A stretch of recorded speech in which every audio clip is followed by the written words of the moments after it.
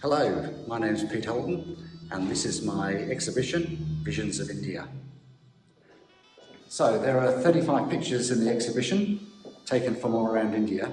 So what I'm going to do is go to each picture and give you a brief story behind the picture, where they were taken, why I like the picture, and zoom you in and give you a really good look at the images.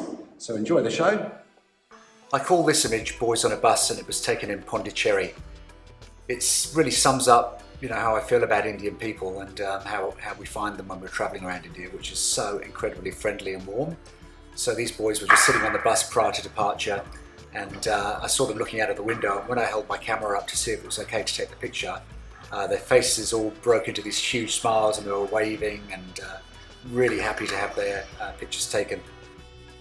The next picture is of a class of schoolgirls in a very small rural town in Tamil Nadu.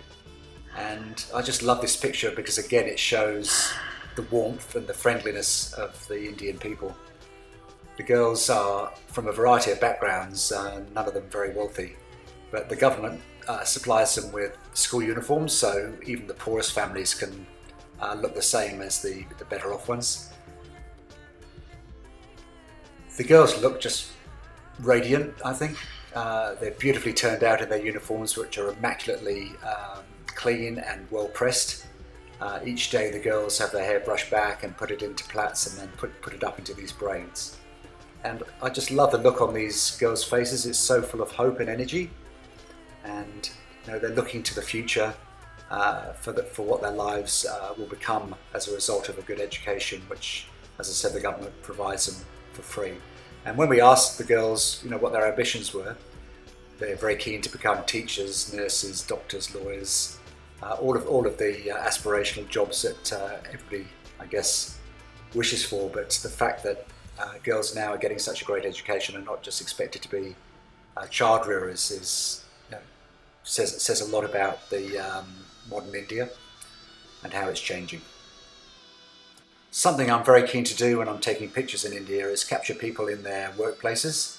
I feel this gives a really good feel for the country if people haven't been there. And this is a fisherman mending his nets in Kerala, which is very famous for its fishing. It's early in the morning.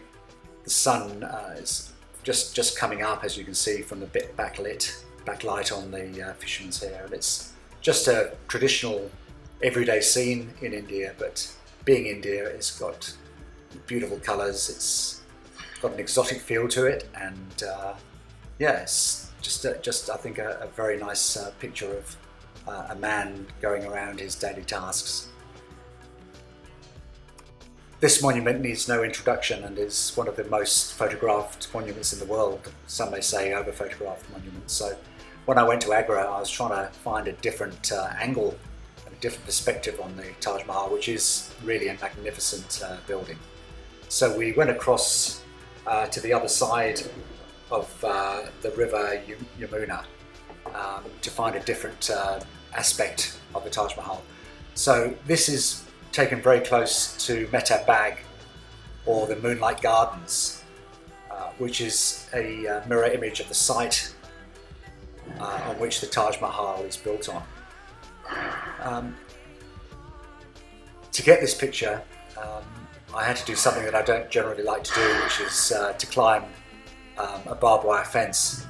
But that was the only way I could get down to the river, because I could see the shot I wanted, and it was such a spectacular image that I just couldn't resist getting the shot. There are no signs up to say no entry or anything, so I took the risk. I climbed the fence, and as I was down at the riverbank looking at the taking images, the next thing I knew, I heard shouting, and I saw two armed guards running towards me, yelling at me to stop and asking me why I was there and what I was doing. And I could understand really their anxiety a little bit, because it was the day that Donald Trump was coming to Agra with Prime Minister Modi. So they were a little bit nervous, to say the least, and I just about managed to avoid having my camera confiscated, and after a lot of apologies I managed to get away with this picture. So, bit of a story. Here's another dawn shot of the Taj Mahal. This is actually from Mehtab Bag or the Midnight Gardens, and you can see how it mirrors the flower bed there mirrors the lake on the overcrowded side, the popular side of the Taj Mahal.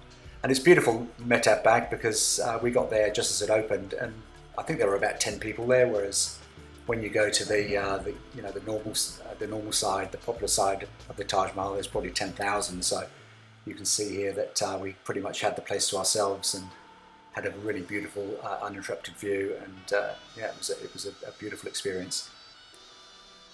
We're going out into the heart of the Thar Desert in Rajasthan to the golden city of Jaisalmer. This was a medieval trading centre, and it's dominated by this amazing fort, which is built out of the local sandstone, as is the rest of the city.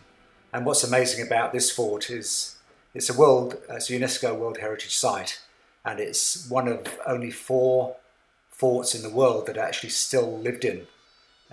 It's actually like going into a real life living city with people living there and working. There are hotels there. Some of the residences have been converted into small boutique hotels, so you can stay actually in the fort. But it's a really unique and most beautiful thing to see on your trips through Rajasthan. Another picture taken in Jaisalmer, and I like this picture because at the back of the roadway here, it shows the beautiful etched carvings that all of the buildings in Jaisalmer are adorned with. They're carved by local craftsmen who have been doing this job in their families for hundreds and hundreds and hundreds of years. And you can see, it's a very unique looking place, Jaisalmer. Very well worth a visit.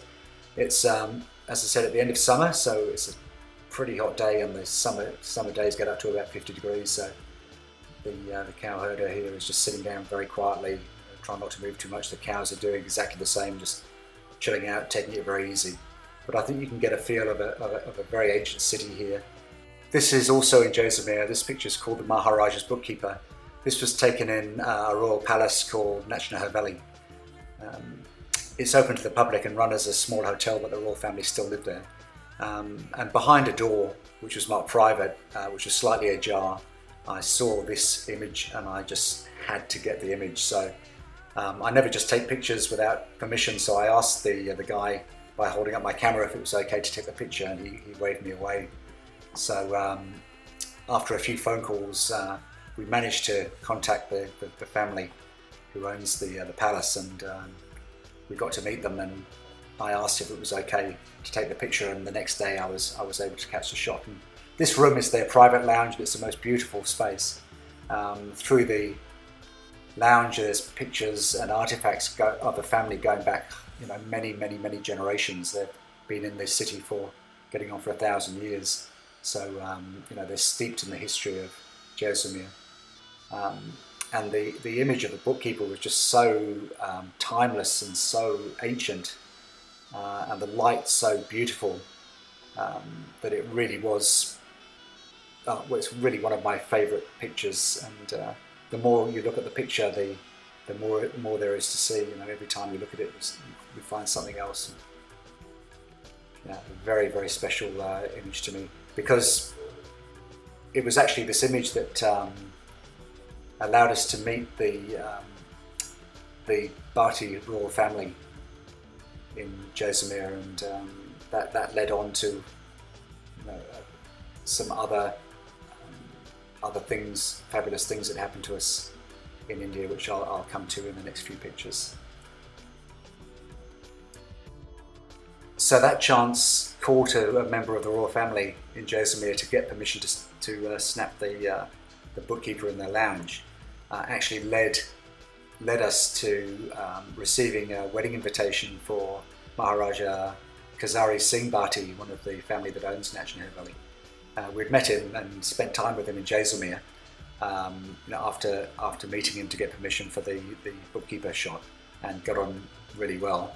And we returned back to Australia, and after about a month, via an email, we received a wedding invitation for his upcoming wedding. We didn't even know, who was getting married, so it came as a bit of a surprise. But it was a really unique opportunity to go and see something absolutely amazing.